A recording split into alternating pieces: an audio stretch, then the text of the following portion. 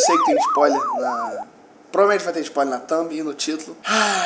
Bom, vamos lá. Um guerreiro com uma espada gigante, um orc com poderes mágicos, uma formiga demônio e tem até dragão, beleza? Vamos lá, galera. Graças ao sistema, o Sang Jin-woo, ele carrega o poder de adicionar sombras ao exército pessoal dele, tá? E é o que eu falei, é exército pessoal. E com essas informações aí que eu te dei, eu te pergunto, qual é a invocação mais poderosa do arsenal do Sang Jin-woo? Ou melhor, quais são as 10 mais poderosas do Sang Jin-woo? Bora ver isso nesse vídeo.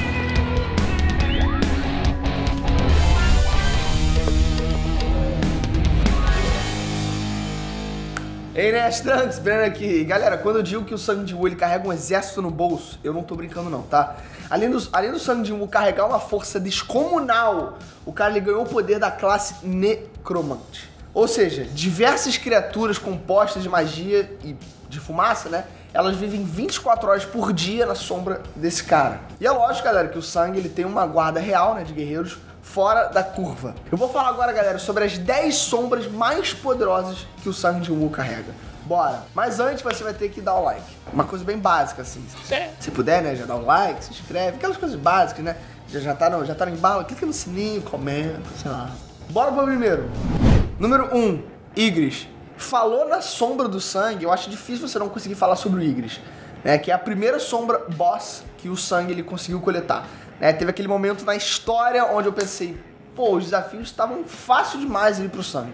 O cara passou cerol em quase tudo sem muito problema, né? Vamos falar a verdade. E bom, o Ygritte, galera, ele foi uma baita bola curva ali, sabe? E eu digo e repito, obviamente, né? O Sang ele venceu usando a força e a inteligência. Mas o favor, sorte, ele foi indispensável. E depois de conseguir essa sombra, o nível de ameaça do Sang ele subiu numa escala assim, galera, absurda.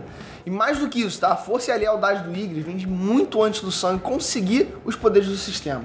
Então o Cavaleiro Negro é uma das marcas registradas do Sang Jin-woo, com certeza. Número 2, tanque. Durante uma das suas diversas missões de Covil, o Sang ele conseguiu extrair a sombra de vários ursos.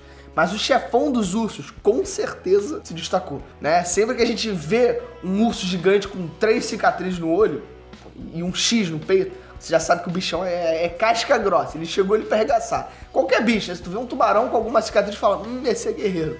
Já sai até de perto. Essa é outra das criaturas que foi ficando pra trás no quesito poder. Mas sempre que soltam o bicho da jaula, é animal. Sério. Literalmente.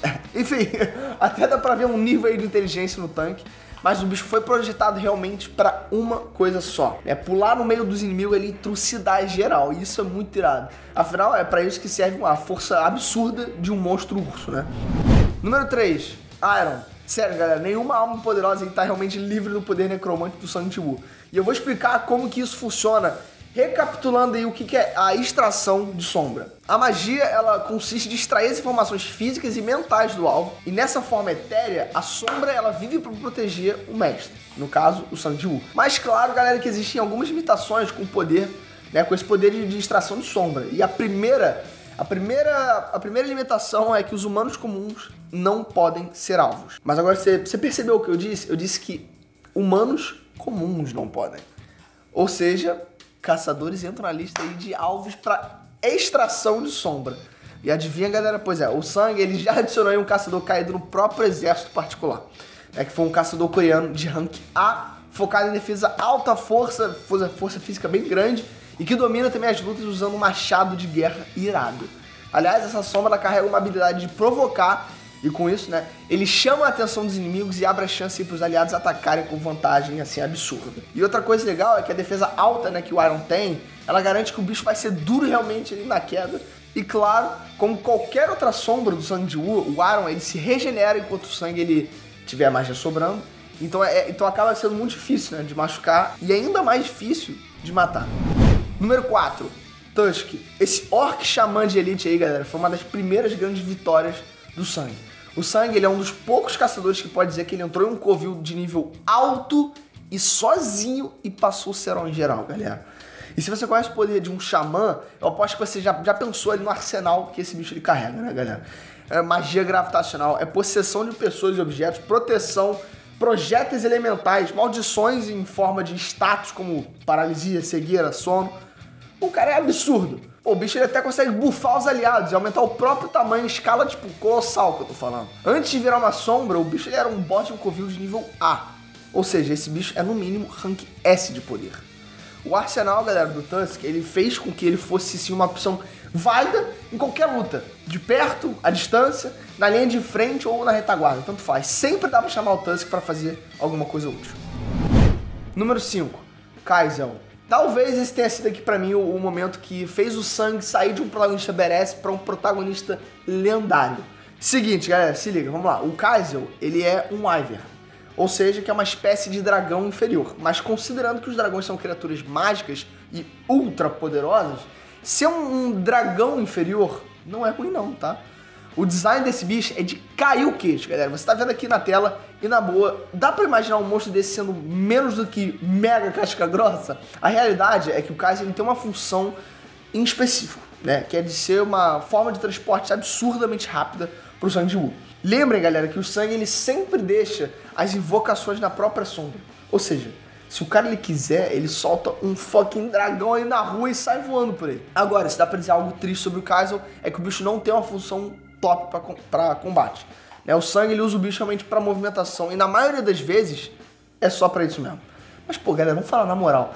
Pô, a moral que o Sang tem ali de ter um bicho desse na palma da mão é absurdo. Ele chega assim, é tipo um cheat de GTA, tá ligado? O cara faz um tá. Número 6, Beru. Agora fala a verdade, né? Você tava esperando eu falar desse monstro aqui, não tava? Eu sei que você tava, tá? Admita. O que eu posso falar sobre o Beru, né? Ou é Beru? Bom, não tenho certeza como pronunciar, mas enfim. Galera, poder físico aí estratosférico, poder de voar em hipervelocidade, veneno de paralisia e uma sede infinita por matar, beleza? Esse aí, galera, é o Beru, que por muito tempo foi o soldado aí mais poderoso do exército do Sang. E pro Beru, galera, missão dada é missão cumprida, sério. Esse bicho ele busca a forma mais rápida e efetiva de completar uma tarefa. Desde passar o sinal em algo ou alguém, né, até fazer as coisas mais simples. E sinceramente, é muito maneiro ver o avanço desse monstro aí, né? Começou sendo só um bicho assim, sem nenhuma personalidade, e a gente vai se conectando com ele. Isso que eu acho maneiro, sabe? Que até as sombras vão ganhando uma personalidade. Porque assim, uma coisa que é bom eu falar aqui é que quanto maior o nível da sombra, mais personalidade ele consegue botar pra fora, sabe? E o Beru, ele avança muito, galera. É estranho o que eu vou falar agora, mas tem momentos onde o bicho ele chega até a ser fofo, né? Enfim, você vai entender.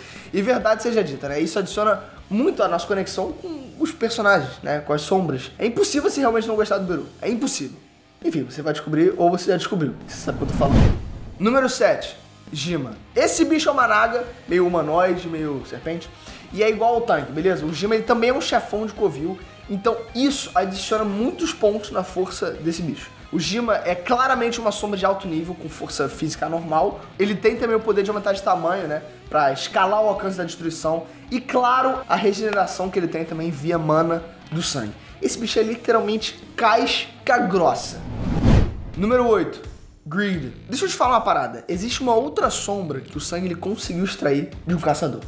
E esse, galera, esse veio aí de um Rank S.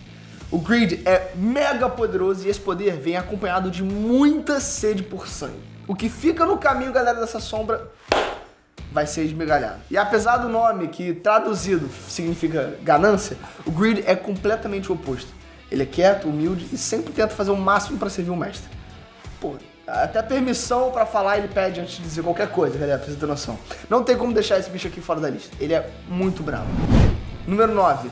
Kamish. Olha, eu vou deixar um monstro aqui que talvez alguns vão questionar, né? Mas enfim, vamos lá. Galera, o Kamish, ele é um verdadeiro e real dragão ancião. Tipo o meu pai. Fala na minha cara! Não, espero que não tenha chutado. De qualquer forma, galera, é um hiper mega final boss, né? Com cartel de diversas vitórias contra caçadores. Precisou de 5 caçadores Rank S pra esse bicho deitar, pra você ter noção. E deitado, ele ficou. Quando o sangue chegou nesse bicho pra fazer extração da sombra, a criatura já tava morta. Ó, por anos e anos, galera. Em questão de segundos, a sombra se desfez ali e o sangue perdeu a sombra do Kamish. Então, resumindo, essa sombra nunca entrou realmente em combate e nunca fez nada ali positivo pro sangue.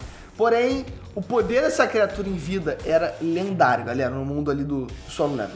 Esse bicho era realmente o chefão do primeiro covil Rank S que já existiu. E esse bicho sozinho devastou a costa oeste dos Estados Unidos inteiro. Se o sangue ele tivesse poder dessa sombra, não existe dúvida, galera, seria um dos mais poderosos com certeza. Número 10, Belial. Lógico que eu deixei o melhor pro final, né, galera? Vamos falar a verdade. E essa sombra aqui é com certeza a sombra mais poderosa do exército do Sang-Jiwoo. Eu adoraria me aprofundar, né, na história do Belial, mas eu vou deixar essa história aí pra outro vídeo, pra evitar mega spoiler nesse vídeo, né? Do que eu já tô dando muito, mas... Enfim, é confirmado que o Belial, ele é muito antigo e é aí a sombra mais poderosa. Um humanoide gigante com armadura completa, 2 pares de asas gigantes, um elmo com um chifre enorme e uma espada gigante que consegue virar um chicote. Pô, galera, sente a presença desse maluco. A força física desse maluco, a durabilidade e velocidade são completamente fora da curva. O que prova que essa é a sombra mais forte é saber que realmente o Belial e o Beru, eles lutaram pra ver quem que era o mais forte. E o Belial ganhou com tranquilidade, galera.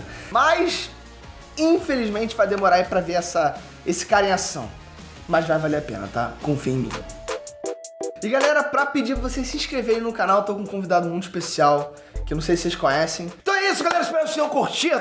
Então, não esquece, toca aqui agora, se inscreve no canal, ativa o sininho. Sai daqui, cara, sai daqui. Se inscreve, toca no sininho, tamo junto. E agora quem vai gravar sou eu. Valeu, galera. Uhul!